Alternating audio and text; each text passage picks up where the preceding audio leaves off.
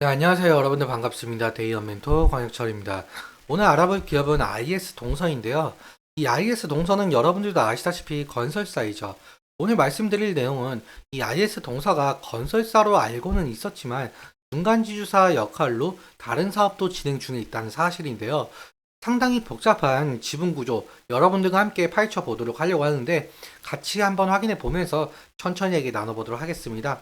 그럼 이 IS 동서 바로 보도록 할게요.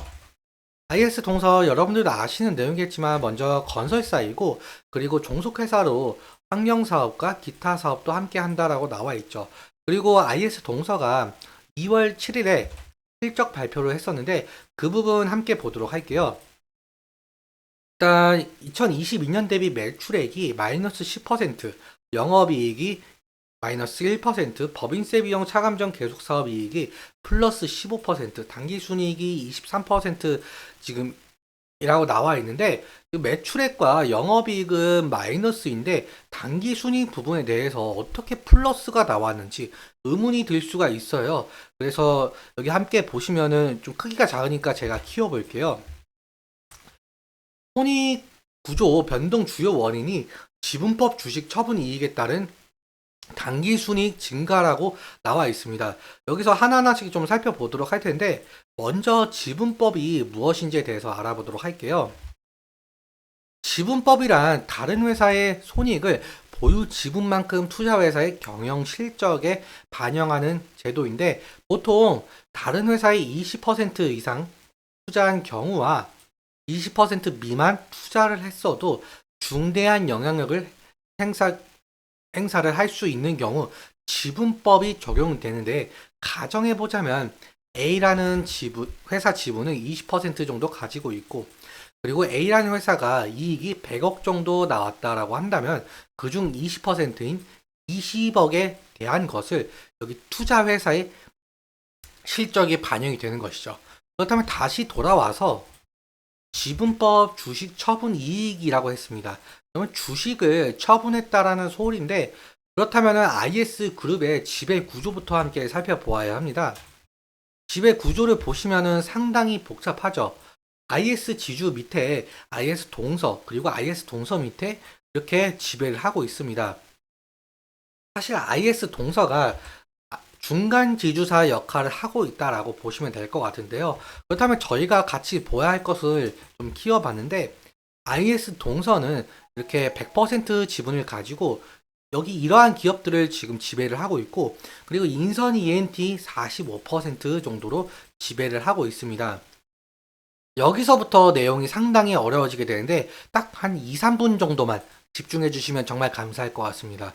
먼저 여기 IS 동서는 여기 ENF 다이아몬드 사무투자 합자회사에 500억 정도 투자한 바가 있었습니다.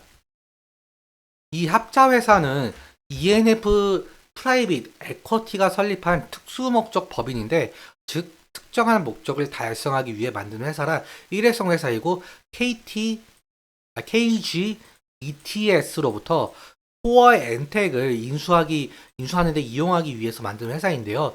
이 코어 엔텍은 KG ETS가 환경에너지 신소재 사업 부분을 물적 분할해 신설한 회사이죠. 즉 IS 동서가 코어 엔텍 인수에 500억 원을 간접 투자하기로 결정한 거죠. 당시 ENF 다이아몬드 사모투자 합자회사가 코어 엔텍을 인수한 금액이 약 4,850억 50억 원 정도. 즉 IS 동서는 지분율로 따지면 약 10% 비중을 가지고 있는 거죠. 여기서 IS 동서는 인선 ENT로 ENF 다이아몬드 사무투자 합자회사의 지분을 2023년 4월에 전량 양도했는데요. 이때 451억 원 정도를 양도한 상황이죠. 바로 여기서 ENF 다이아몬드 사무투자 합자회사를 처분하면서 생긴 당기순이익 증가죠. 그래서 사실 5회사와 자회사끼리 주고받은 금액이라 실질적인 당기순이익 증가는 없었고 회계상 그렇게 보여지고 있다라고 보는 게 타당해 보이고 있습니다. 그렇다면 앞으로 IS 동서만의 모멘텀은 무엇이 있을까? 제가 생각을 해보았는데요. 지금 IR 자료에도 나와 있듯이 IS 동선은 자회사를 많이 두고 있기에 시너지가 극대화될 가능성이 있다는 거죠. 매출 비중을 좀 보시자면은 건설 부분이 62% 정도, 그리고 환경 부분, 폐기물 부분이 22% 정도인데요. 여기서 시너지가 극대화될 가능성이 있죠. 그리고 건설이라는 것은 산업 폐기물이 많이 나올 수밖에 없는 구조라는 건 좀 여러분들도 아실 텐데요. 여기서 자회사인 인선 ENT를 통해서 폐기물 처리를 하고, 또 앞서 말씀드린 코어엔텍, 이 코어엔텍은 폐기물을 태워서 만들어진 스팀을 이용해 열 에너지를 생산하고 그 열 에너지를 판매를 하고 있는 기업이에요. 즉, 이 세 기업의 시너지 효과, IS, 동서, 인선 ENT, 코어 엔텍까지 대기업의 시너지 효과로 무에서 유를 창조해낼 가능성이 있습니다. 건설 부분에서 먼저 매출도 잡히고, 그리고 폐기물 자체가 원료이자 연료가 되는 만큼 원료 비용이 들지 않아서 매출 대부분이 영업이익으로 남아 결국 스팀 매출이 높아질수록 실적이 개선되는 구조가 될 가능성이 높겠죠. 그렇다면 차트 한번 함께 보도록 할게요. 지금 차트를 보시면 2020년도부터 2021년도까지는 상승했던 모습을 보여주고 있는데, 사실 IS 동선은 건설사이죠. 건설사에게 부동산 업황 영향이 상당히 크죠. 그리고 저때 당시에는 부동산 붐이었었는데, 근데 2022년도부터 현재까지 레고랜드 사태, 새마을금고 부실 논란, 건설사 PF 문제, 최종적으로 태영건설 부도까지 부동산에 대해서 악재밖에 없었습니다. 이로 인해서 IS 동서도 주가에 반영된 것으로 보이고 있고요. 하지만 부동산이란 것은 정부의 정책과 밀접하게 연계가 되어 있고, 그리고 전방 산업인 만큼 많은 산업 분야와도 연계가 되어 있죠.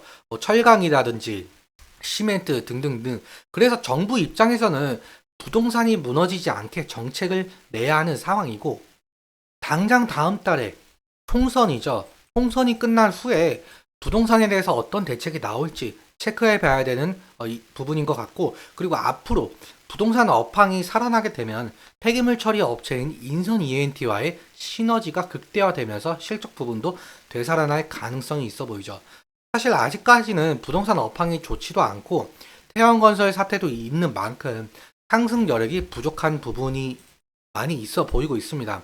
그래서 지금까지는 그냥 리스크 관리가 최선이다라고 밖에 말씀을 못 드릴 것 같습니다. 그래서 부동산 관련 이슈가 나올 때마다 제가 지속적으로 말씀을 드리도록 할 테니, 오늘 내용 도움 되셨다면 구독과 좋아요 한번 부탁드리고, 오늘 말씀드린 내용과 차트적인 부분에 대해서는 개인적인 견해가 있을 수 있게 여러분들의 주관적인 견해와 함께 투자를 하여 현명한 선택하셨으면 좋겠습니다.